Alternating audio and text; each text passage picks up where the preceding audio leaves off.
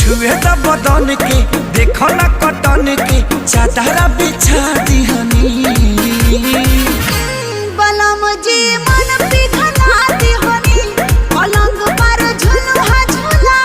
दिहनी बड़ी यार बात बेड अब फान के फान के फान के